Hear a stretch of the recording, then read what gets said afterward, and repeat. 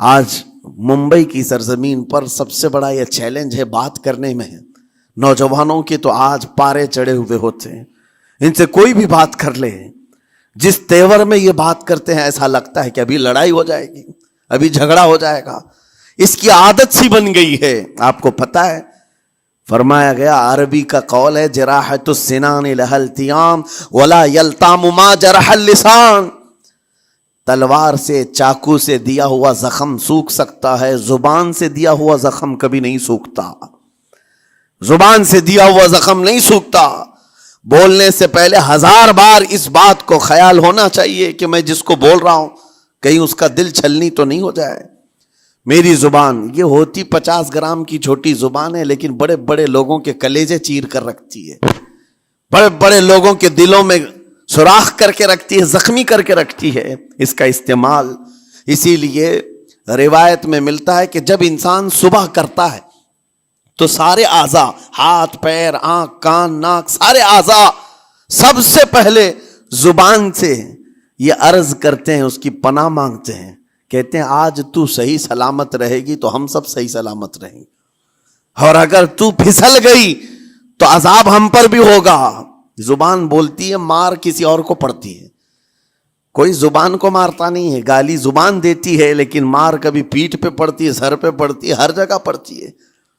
تو یہ زبان نبی کریم صلی اللہ تعالی علیہ وسلم نے ارشاد فرمایا, من یضمن لی ما بین لحیتیہ وما بین, حضور پاک صلی اللہ تعالی علیہ وسلم فرماتے ہیں جس نے 2 چیزوں کی ضمانت مجھے دے دی, حفاظت کی, میں اسے اضمن لہ الجنہ, میں اس کو جنت میں لے جانے کی ضمانت دیتا ہوں. 2 چیزیں کیا ہیں؟ حضور فرماتے ہیں, ایک 2 جبڑوں کے بیچ میں جو موجود زبان ہے اس کی حفاظت کر لے, اور 2 رانوں کے بیچ میں جو شرمگاہ اس کی حفاظت کر لے.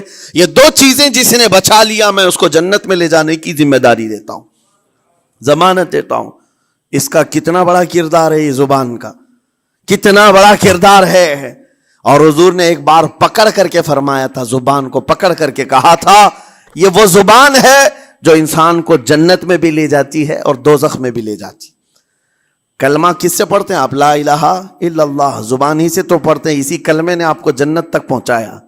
اور کافر جو کفر کرتا ہے وہ بھی زبان سے ہی کرتا ہے, اور زبان اسے ہمیشہ کی دوزخ میں لے جاتی ہے. اس زبان کو چلانے سے پہلے 1000 بار سوچ لیں کہ آج لہجوں کی سختیاں بڑھتی چلی گئیں. اور آپ کو پتا ہے قرآن پاک میں رب تعالیٰ نے یہ فرمایا, وَلَا تَقُلْ لَهُمَا اُفٍّ وَلَا تَنْهَرْهُمَا, والدین کے بارے میں بچوں کو کیا کہا گیا؟ ان کو اف تک نہ کہو. لیکن زبان جب کھلتی ہے نا, ماں باپ کے خلاف نوجوانوں کو ہم نے دیکھا ہے گالی گلوچ کرتے ہوئے اور اتنی بری باتیں کہتے ہوئے, معاذ اللہ. عزیزان گرام وقار, حضور نے تو یہ فرمایا جس نے پلٹ کر کے اپنے ماں اور باپ کو سخت لہجے میں بات کیا یا ان کی نافرمانی کی, حضور فرماتے میرا دل چاہتا ہے کہ اس کے گھر کو آگ لگا دوں, آگ لگا دوں.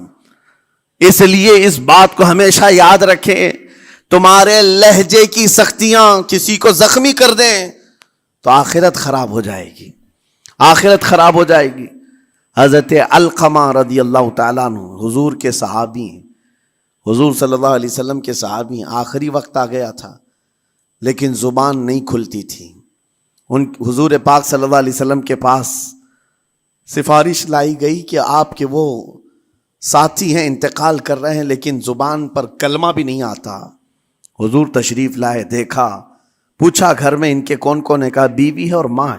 ماں کو بلایا اور کہا علقمہ کے بارے میں کیا کہتی ہو, کیسا تھا؟ کہا بہت اچھا, پرہیزگار, عبادت گزار, ساری نیکوکاریاں اس کے اندر ہیں. تو پھر حضور نے پوچھا اچھا یہ بہت نیک تھا, تم بھی اس سے راضی ہو کہ نہیں ہو؟ ماں نے کہا میں نہیں راضی ہوں, میں راضی نہیں ہوں. کہا کیوں, وجہ کیا ہے؟ کہا یا رسول اللہ میرا اکلوتا بیٹا, میرا تنہا بیٹا تھا, بڑی محبتوں کے ساتھ اس کو پالا تھا, اور جب میں نے اس کی شادی کی اپنی بیوی کو لایا, اور جب بیوی گھر پر آ گئی تو میری بات کو ہلکے میں لیتا, اپنی بیوی کی بات کو فوقیت دیتا, ترجیح دیتا, اور اس وقت غالباً یہ باتیں تھی کہ زبان سے کوئی کلمہ ان کے نکلا ہوگا. جو بیوی کی حمایت میں تھی، ماں کو تکلیف پہنچ گئی. کہا میرا دل گوارا نہیں کرتا، میں اس سے راضی نہیں ہوں. باقی وہ بہت نیک بندہ ہے، بہت اچھا ہے. حضور نے فرمایا دیکھو زندگی کے آخری پڑاؤ پر آ چکا ہے، روح نکلنے کو ہے، معاف کر دو. وہ بھی صحابیہ تھی. انہوں نے کہا آقا آپ کا حکم ہے یا مشورہ ہے؟ اگر حکم ہے تو پھر ماننا ہے. حضور نے فرمایا نہیں، حکم نہیں، مشورہ ہے. کہا مشورہ ہے تو پھر دل نہیں چاہتا.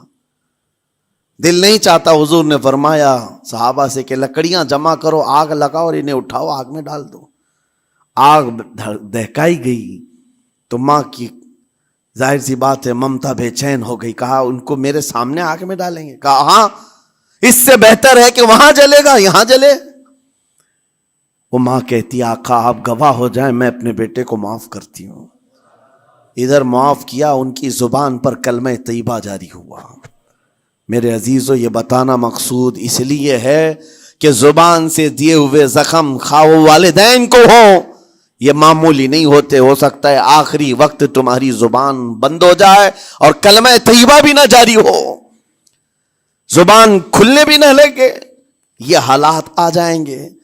اس لیے اپنی زبان کا کنٹرول برقرار رکھو.